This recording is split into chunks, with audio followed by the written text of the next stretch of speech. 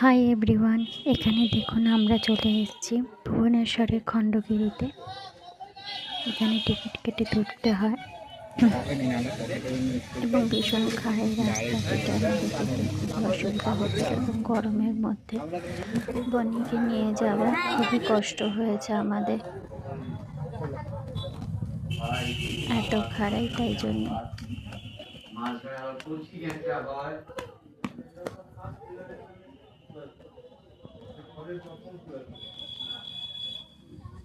এখানে ওঠাই যাচ্ছিল না, উঠতে উঠতে যেন মনে হচ্ছিল এই পড়ে যাবো, হাঁটুতে ব্যথা করছে, সব কিছু করছে।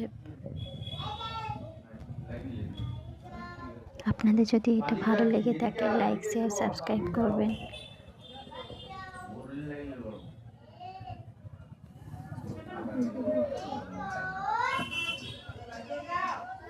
মাঝে মাঝে আমিও দাঁড়িয়ে পড়ছিলাম, যেহেতু এত মানে খাড়াই যে ওঠা যাচ্ছে না, তার উপরে পাথরগুলো এতটাই গরম হয়ে গেছিলো